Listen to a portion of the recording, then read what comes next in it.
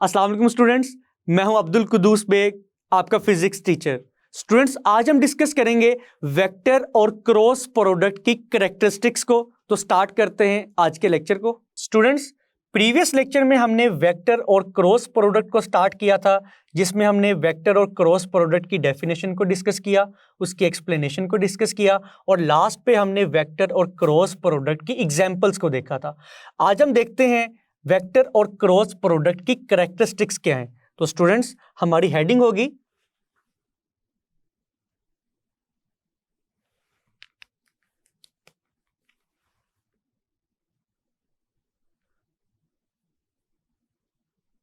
Characteristics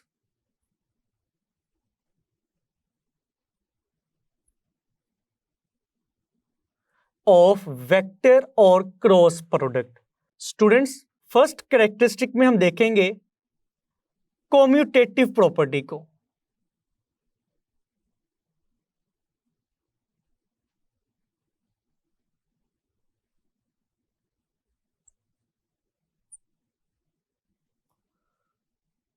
तो students, जैसा कि हमने अपने प्रीवियस लेक्चर में डिस्कस किया था कि ए क्रॉस बी का आंसर बी क्रॉस ए के आंसर के इक्वल नहीं आता। दोनों केसेस में रिजल्टेंट वेक्टर का मैग्नीट्यूड तो इक्वल आएगा, लेकिन रिजल्टेंट वेक्टर की डायरेक्शन क्या होगी? ऑपोजिट।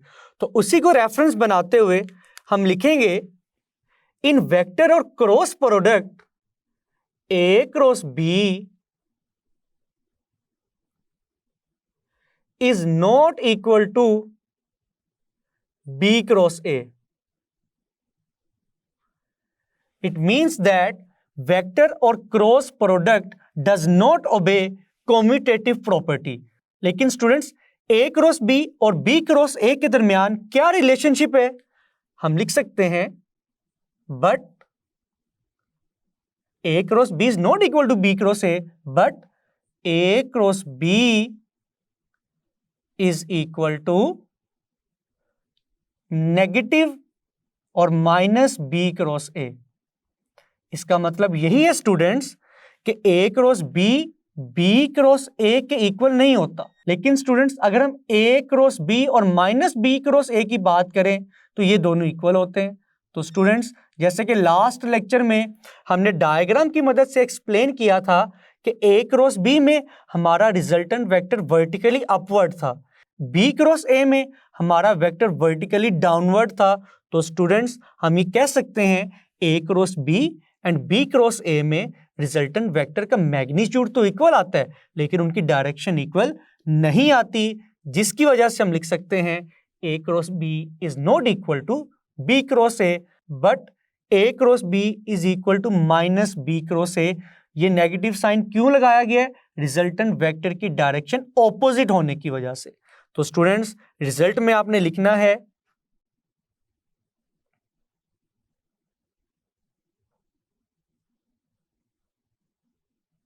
वेक्टर और cross product does not obey commutative property.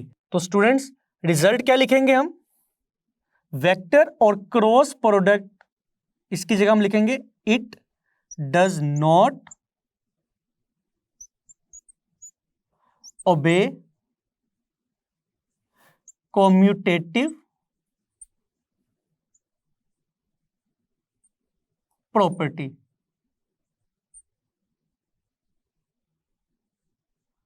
Now students, अब हम अपनी नेक्स्ट कैरेक्टरिस्टिक को स्टार्ट करते हैं, विच इज द वेक्टर और cross product for two parallel vectors.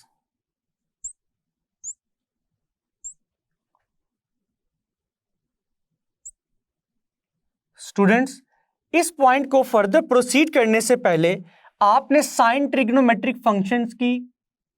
Function की कुछ वैल्यूज को याद रखना है, जैसे कि sine 0 degree, sine 90 degree and sine 180 degree.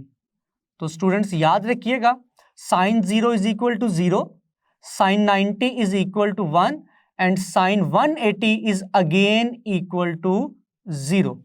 तो स्टूडेंट्स अब हम स्टार्ट करते हैं सेकंड कैरेक्टरिस्टिक को, जिसमें हम वेक्टर और क्रॉस प्रोडक्ट फाइंड करेंगे for two parallel vectors.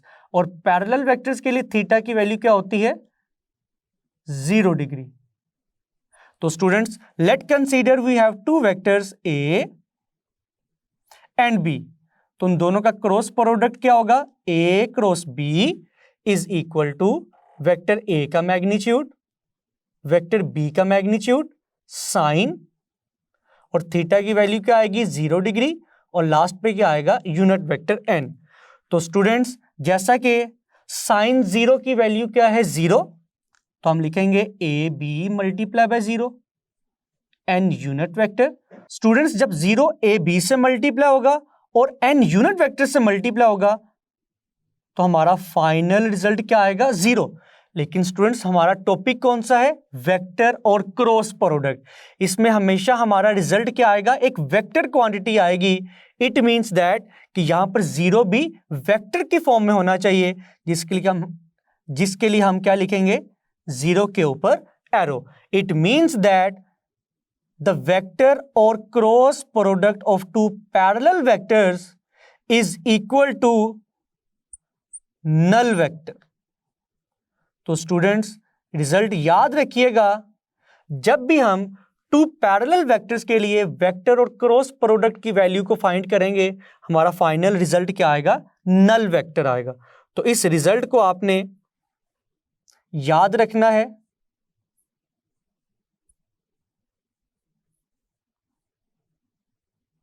The vector और cross product of two parallel vectors is equal to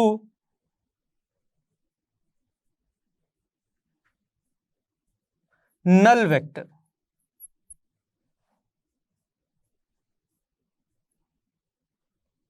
now students अगर हम पैरेलल वेक्टर्स ही के केस में यूनिट वेक्टर्स की बात करें, जैसा कि हमने स्केलर और डॉट प्रोडक्ट की कैरेक्टरिस्टिक्स में डिस्कस किया था, तो स्टूडेंट्स पैरेलल यूनिट वेक्टर्स कौन से कंसीडर किए जा सकते हैं?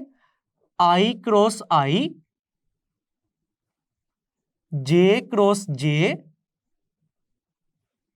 And K cross K. तो स्टूडेंट्स याद रखिएगा इस रिजल्ट के मुताबिक कि पैरेलल वेक्टर्स में हमेशा हमारा आंसर क्या आएगा? Null vector. अगर उसके मैग्नीट्यूड की बात की जाए तो मैग्नीट्यूड क्या आएगा? 0। तो स्टूडेंट्स सिमिलरली आई क्रॉस आई का आंसर भी क्या आएगा? 0। जे क्रॉस जे का आंसर भी 0 आएगा, और के क्रॉस के मैग्नीट्यूड का आंसर भी 0 आएगा। नाउ स्टूडेंट्स हमारी नेक्स्ट कैरेक्टरिस्टिक है for anti parallel vectors.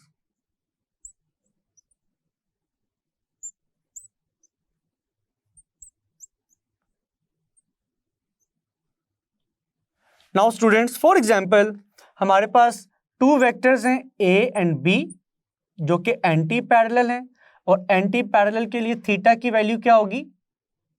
180 degree. तो स्टूडेंट्स ए क्रॉस बी किसके इक्वल आएगा? ए बी साइन थीटा की जगह आएगा 180 and N unit vector A B sine 180 का आंसर क्या है स्टूडेंट्स? साइन 180 इक्वल है 0 के।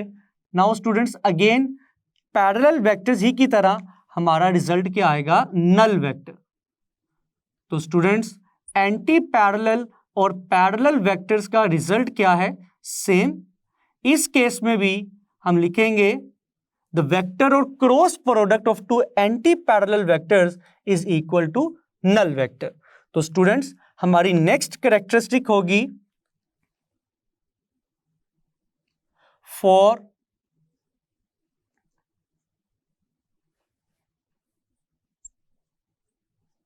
Perpendicular vectors.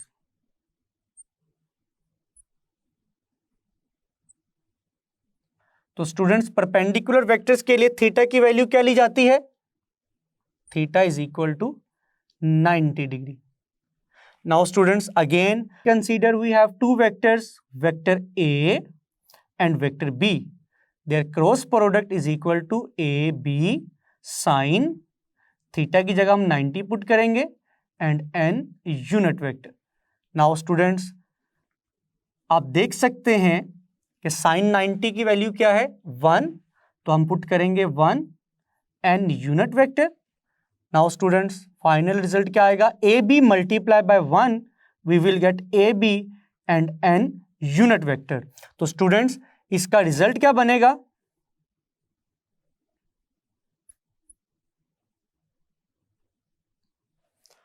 the vector or cross product of two perpendicular vectors is equal to AB and n unit vector। means that कि perpendicular vectors के लिए A cross B का जो मैग्नीट्यूड है वो किसके इक्वल आएगा, A multiply bye B which is the product of the magnitudes of A and B, और उसके साथ क्या आएगा n यूनिट वेक्टर।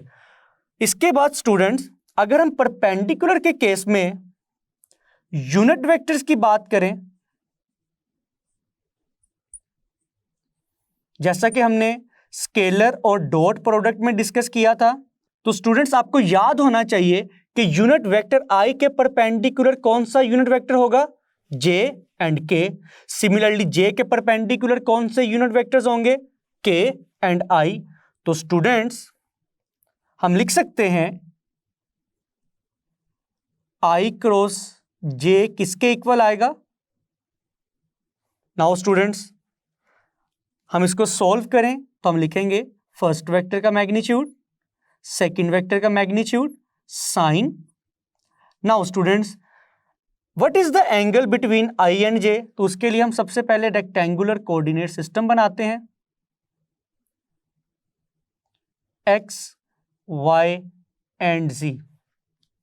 अगर हम यूनिट वेक्टर्स को रिप्रेजेंट करें, this is I cap, J cap and के कैप। तो स्टूडेंट्स आप देख सकते हैं जैसा कि एक्स एक्सिस और वाई एक्सिस दोनों परपेंडिकुलर हैं, तो आई कैप और जे कैप भी दोनों परपेंडिकुलर होंगे, तो इनका एंगल क्या आएगा 90 डिग्री, साथ में एन यूनिट वेक्टर। तो स्टूडेंट्स साइन 90 भी क्या होता है 1, 1 मल्टीप्लाई बाय 1 1, साइन 90 भी 1। तो स्टूडेंट्स हमारा फाइनल रिजल्ट क्या आएगा एन यूनिट वेक्टर। और स्टूडेंट्स अगर हम यहां पर राइट हैंड रूल अप्लाई करें, फर्स्ट वेक्टर है आई, सेकंड वेक्टर है जे। अगर हम आई की डायरेक्शन में फिंगर्स को स्ट्रेच करें, जे की डायरेक्शन में फिंगर्स को कर्ल करें, then the thumb of your right hand is in the direction of K unit vector. Means that students जैसा कि हमने सीखा कि अगर वेक्टर ए और वेक्टर बी का क्रॉस प्रोडक्ट फाइंड किया जाए तो जो रिजल्टेंट वेक्टर आएगा वो इन दोनों वेक्टर्स के परपेंडिकुलर होगा। तो स्टूडेंट्स यहां पर आप देख सकते हैं यूनिट वेक्टर आई और यूनिट वेक्टर जे के परपेंडिकुलर कौन सा वेक्टर है, यूनिट वेक्टर के। तो दैट्स वाई हम यहां पर अपना रिजल्ट लिखेंगे के कैप। तो स्टूडेंट्स याद रखिएगा आई क्रॉस जे का फाइनल आंसर क्या है, के कैप। सिमिलरली स्टूडेंट्स अगर आपसे जे क्रॉस के का आंसर पूछा जाए तो आप लिखेंगे आई कैप, और सिमिलरली स्टूडेंट्स अगर आपसे के क्रॉस आई कैप का आंसर पूछा जाए तो आप बताएंगे it is equal to J cap. तो स्टूडेंट्स इसको याद करने का एक ट्रिक है, फॉर एग्जाम्पल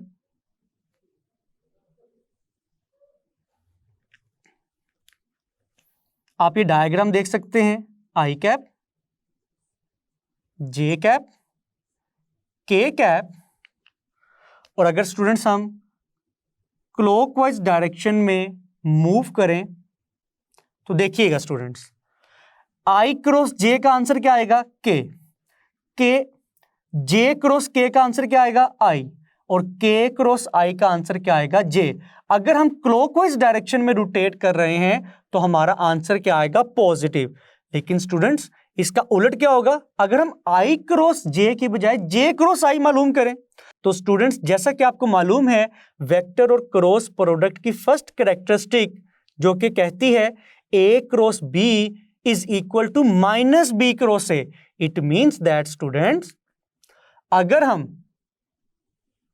जे क्रॉस के की बजाय के क्रॉस जे मालूम करना चाहते हैं तो हमारा फाइनल रिजल्ट आएगा -i। Similarly k cross i की बजाय अगर हम फाइंड करते हैं i क्रॉस k को, तो हमारा रिजल्ट आएगा -j। और स्टूडेंट्स अगर हम i क्रॉस j की बजाय j क्रॉस i को फाइंड करते हैं तो हमारा रिजल्ट आएगा -k। तो स्टूडेंट्स आप बस इस डायग्राम को याद रख लें, जिसमें हम देख सकते हैं कि अगर हम क्लॉकवाइज डायरेक्शन में रोटेट करेंगे तो i क्रॉस j का आंसर आएगा k, j क्रॉस k का i और k क्रॉस i का j। लेकिन अगर हम क्लॉकवाइज डायरेक्शन की बजाय एंटी क्लॉकवाइज डायरेक्शन में मूव करेंगे तो जस्ट आपने अपने आंसर के साथ नेगेटिव साइन लगा देने। तो स्टूडेंट्स ये थी हमारी फोर्थ कैरेक्टरिस्टिक। नाउ स्टूडेंट्स हमारी नेक्स्ट कैरेक्टरिस्टिक है वेक्टर और cross product of a vector with itself, जिसको हम कह सकते हैं वेक्टर और cross product in the case for self product. Means कि एक वेक्टर का क्रॉस प्रोडक्ट हमने उसी वेक्टर के साथ निकालना है। तो हम कंसीडर कर सकते हैं, let we have a vector A और हमने इस वेक्टर ए का क्रॉस प्रोडक्ट निकालना है इसी वेक्टर ए के साथ। तो आएगा फर्स्ट वेक्टर का मैग्नीट्यूड, सेकंड वेक्टर का magnitude, sine. Now students scalar or dot product में जब हमने सेल्फ प्रोडक्ट वाली कैरेक्टरिस्टिक को कंप्लीट किया था तो उसमें हमने थीटा की वैल्यू क्या ली थी, 0 डिग्री। तो यहां पे भी हम सेल्फ प्रोडक्ट के लिए थीटा की वैल्यू क्या पुट करेंगे, 0 डिग्री, और लास्ट पे लिखेंगे यूनिट वेक्टर n। तो students a multiply by a square, but sine 0 तो 0 होता है। तो स्टूडेंट्स जब 0 दोनों वैल्यू से मल्टीप्लाई होगा तो हमारा फाइनल रिजल्ट क्या आएगा, नल वेक्टर। तो स्टूडेंट्स याद रखिएगा रिजल्ट को कि सेल्फ प्रोडक्ट के केस में भी जब हम एक वेक्टर को उसी के साथ मल्टीप्लाई करवाएं फॉर क्रॉस प्रोडक्ट तो हमारा रिजल्ट क्या आएगा, नल वेक्टर आएगा। तो स्टूडेंट्स रिजल्ट याद रखिएगा, द वेक्टर और cross product of a vector with itself is equal to null vector. Now students next characteristic है वेक्टर और cross product of two vectors in terms of rectangular components.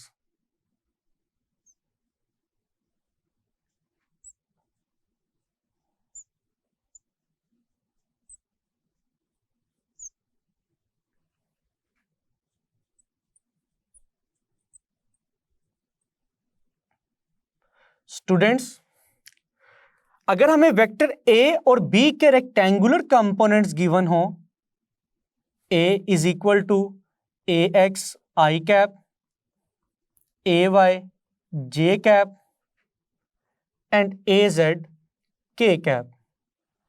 Vector b के rectangular components क्या होंगे, bx I cap, by j cap and bz k cap. Now students अब हमने इन दोनों vectors का cross product find करना है, तो हम लिखेंगे a cross b is equal to, पहले हम वेक्टर a के तीनों कंपोनेंट्स की वैल्यूज को पुट करेंगे, ax I cap plus ay j cap plus az k cap cross. Now vector b के तीनों कंपोनेंट्स की वैल्यूज पुट करेंगे, bx I cap, by j cap plus bz k cap. Now students जब हमने इसी characteristic को scalar or dot product के लिए सॉल्व किया था तो वो तो बहुत ही सिंपल था। हमारा फाइनल रिजल्ट किसके इक्वल आया था, हमने देखा था कि ax bx से मल्टीप्लाई हो रहा है, ay by से मल्टीप्लाई हो रहा है, az bz से मल्टीप्लाई हो रहा है। लेकिन वेक्टर और क्रॉस प्रोडक्ट के केस में हम दोनों वेक्टर्स का क्रॉस प्रोडक्ट फाइंड करेंगे with the help of matrices. तो स्टूडेंट्स यहां पर हम सबसे पहले एक 3x3 का डिटर्मिनेंट लिखेंगे,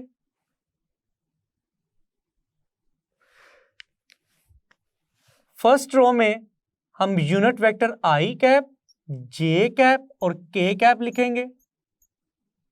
नाउ स्टूडेंट्स, अब आप देख सकते हैं कि फर्स्ट वेक्टर के तीनों कंपोनेंट्स क्या हैं, A X, A Y, A Z. उनको हम लिखेंगे A X, A Y, A Z. Then students, हम सेकंड वेक्टर के तीनों कंपोनेंट्स को लिखेंगे which are B X, B Y and B Z.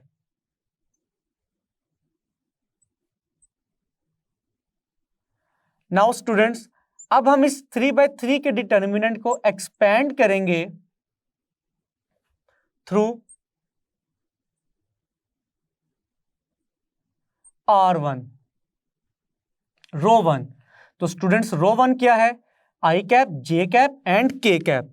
तो स्टूडेंट्स यहां पे हम क्या लिखेंगे, सबसे पहले हम आई कैप लिखेंगे, देन हम 2/2 का डिटर्मिनेंट बनाएंगे।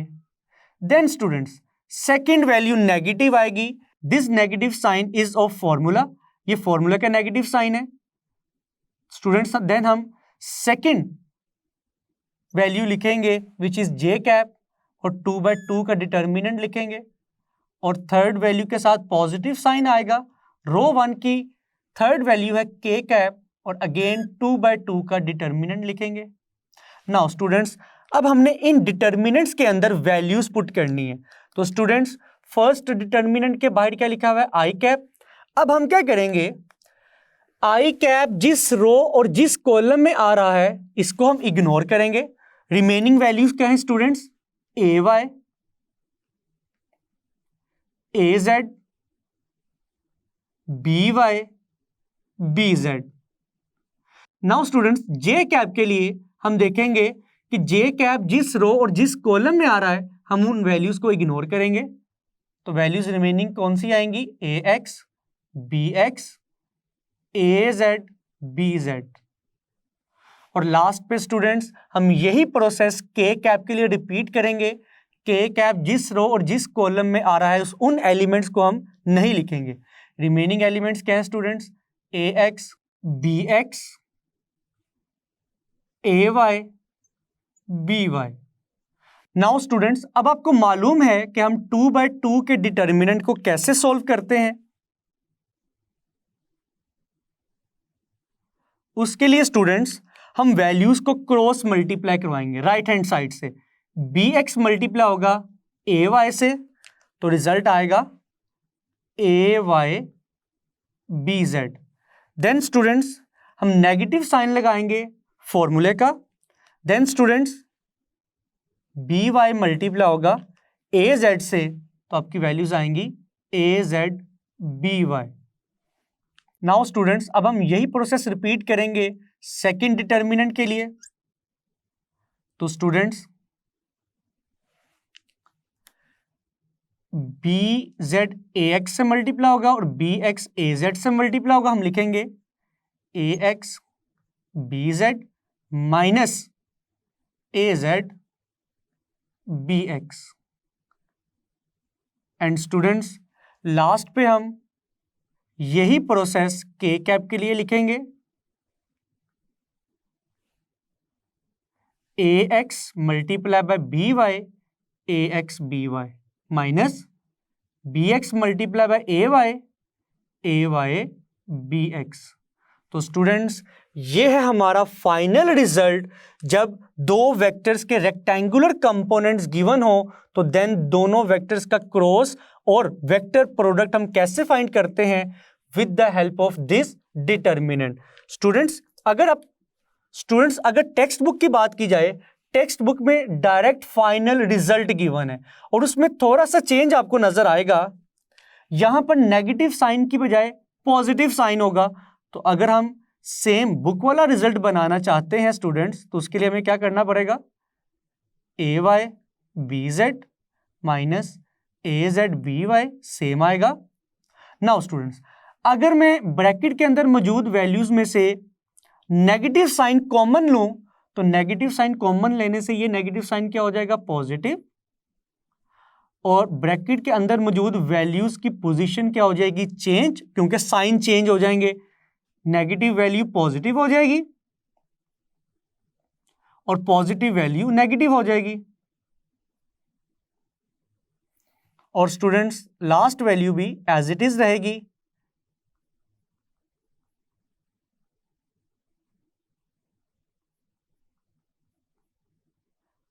तो स्टूडेंट्स ये थी वेक्टर और क्रॉस प्रोडक्ट की second last characteristic. Now students the seventh characteristic of vector और cross product states that magnitude of A cross B is equal to area of parallelogram.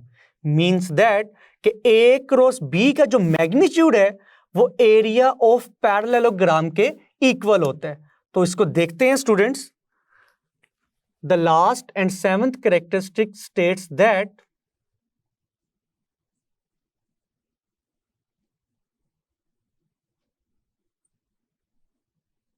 magnitude of A cross B is equal to the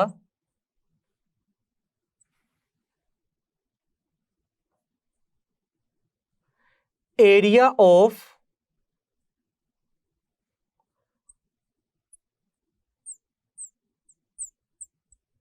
parallelogram. तो students अब start करते हैं इस statement के proof को कि किस तरह से ए क्रॉस बी का मैग्नीट्यूड एरिया ऑफ पैरेललोग्राम के इक्वल आता है। तो उसके लिए स्टूडेंट्स हम सबसे पहले टू वेक्टर्स को कंसीडर करते हैं। Let consider two vectors, vector A and vector B. दोनों वेक्टर्स की टेल ओरिजिन पे मौजूद है। Vector A is represented by directed line O M and vector B is represented by directed line O N. Now students अब हमने इन दोनों vectors की मदद से एक पैरेललोग्राम को कंप्लीट करना है, जिसके लिए हम क्या करेंगे, इस वेक्टर ए के पैरेलल एक वेक्टर ए को ड्रॉ करेंगे। तो स्टूडेंट्स आप देख सकते हैं दिस इज वेक्टर ए और इस वेक्टर बी के पैरेलल एक वेक्टर बी को ड्रॉ करेंगे और इस कोने को हम रिप्रेजेंट कर देते हैं P से। तो स्टूडेंट्स आप देख सकते हैं कि एक पैरेललोग्राम कंप्लीट नजर आ रही होगी आपको, OMPN। नाउ हमने प्रूफ करना है कि A क्रॉस B का जो मैग्नीट्यूड है इस पैरेललोग्राम के एरिया के इक्वल है। तो स्टूडेंट्स A क्रॉस B का मैग्नीट्यूड किसके इक्वल होगा, it is equal to AB sin theta, because students cross product का फॉर्मूला है A cross B is equal to AB sin theta and n unit vector. तो students resultant vector का magnitude भी है और direction भी है। तो मैग्नीट्यूड को हम शो करते हैं AB sin थीटा से और n यूज करते हैं डायरेक्शन के लिए। तो यहां पर मेंशन है कि A क्रॉस B का मैग्नीट्यूड यूज करना है which will be equal to AB sin theta. Now students आप देख सकते हैं कि इस डायग्राम में वेक्टर A की वैल्यू क्या है, OM। तो हम लिख सकते हैं vector A is equal to OM और स्टूडेंट्स वेक्टर B किसके इक्वल है, ON के। तो स्टूडेंट्स साइन थीटा की वैल्यू क्या होगी, इसके लिए सबसे पहले हम साइन थीटा का फॉर्मूला लिखते हैं। साइन थीटा स्टूडेंट्स किसी भी राइट एंगल ट्राइंगल के लिए किसके इक्वल होता है, परपेंडिकुलर आवर हाइपोटेन्यूज। तो स्टूडेंट्स अगर मैं पॉइंट N से एक परपेंडिकुलर ड्रॉ करूं ऑन वेक्टर A और ऑन डायरेक्टेड लाइन OM और इस परपेंडिकुलर ने OM को जिस पॉइंट पे कट किया है उस पॉइंट को हम Q से रिप्रेजेंट कर देते हैं, तो ये बन जाएगा NQ। नाउ स्टूडेंट्स आप देख सकते हैं this perpendicular is equal to P, this is angle theta and this is angle 90 और एंगल 90 के सामने जो साइड होगी इट इज हाइपोटेन्यूज। तो स्टूडेंट्स वैल्यूज पुट करते हैं। परपेंडिकुलर की वैल्यू है एन क्यू या फिर Q N divided by hypotenuse की वैल्यू है ओ एन। तो फाइनली स्टूडेंट्स ये है साइन थीटा की value. Now students sine theta की वैल्यू को हम यहां पर पुट करेंगे which is equal to N Q divided by O N. तो स्टूडेंट्स ओ एन से कैंसिल होगा तो रिमेनिंग वैल्यूज क्या आएंगी students, O M multiply by N Q. तो स्टूडेंट्स अगर हम ओ एम और एन क्यू को देखें तो क्या हम कह सकते हैं O M is the base and N Q is the height. Students अगर मैं इस पैरेललोग्राम को 2 इक्वल पार्ट्स में डिवाइड करूं तो आप देख सकते हैं कि ये पूरी पैरेललोग्राम 2 ट्राइंगल्स में डिवाइड हो गई है, एक अपर ट्राइंगल और एक लोअर ट्राइंगल। और अगर स्टूडेंट्स मैं लोअर ट्राइंगल में ओ एम की बात करूं it is equal to base, और अगर एन क्यू की बात की जाए it is the height of this triangle. तो स्टूडेंट्स अगर मैं आपसे पूछूं कि ट्राइंगल के एरिया का फॉर्मूला क्या होता है तो आप कहेंगे the area of triangle is equal to 1/2 base multiply by height. तो स्टूडेंट्स इस फॉर्मूला में किस चीज की कमी है, डिवाइड में 2 की। तो स्टूडेंट्स हम क्या करेंगे, इसी इक्वेशन को 2 से मल्टीप्लाई और 2 से डिवाइड करवाएंगे, बेस और height will remain as it is. तो स्टूडेंट्स आप देख सकते हैं this 2 will remain as it is, 1/2 multiply by base multiply by height, it is the area of triangle which is OMN। तो हम लिख सकते हैं this is the area of triangle OMN। लेकिन students area of triangle OMN किससे multiply हो रहा है, 2 से। इट मींस दैट इस एरिया ऑफ ट्राइंगल को हम 2 टाइम्स रिपीट कर सकते हैं। तो इसको मैं लिख सकता हूं area of triangle OMN plus 2 के लिए हम किस तरह 2 को हम किस तरह से लिखेंगे, एडिशन की फॉर्म में। तो एरिया ऑफ ट्राइंगल OMN, तो स्टूडेंट्स सेकंड ट्राइंगल क्या है, ट्राइंगल MPN कह सकते हैं हम इसको। तो हम लिखेंगे area of triangle OMN plus area of triangle MNP। तो स्टूडेंट्स अगर हम डायग्राम को देखें, अगर इस ट्राइंगल के एरिया को इस ट्राइंगल के एरिया में ऐड किया जाए तो अल्टीमेटली हमें इस पूरी पैरेललोग्राम का एरिया मिलेगा। तो students area of triangle OMN which is the first triangle plus area of triangle MNP which is the second triangle, जब हम इन दोनों ट्राइंगल्स के एरियाज को ऐड करेंगे तो हमारा फाइनल आंसर क्या आएगा, एरिया ऑफ पैरेललोग्राम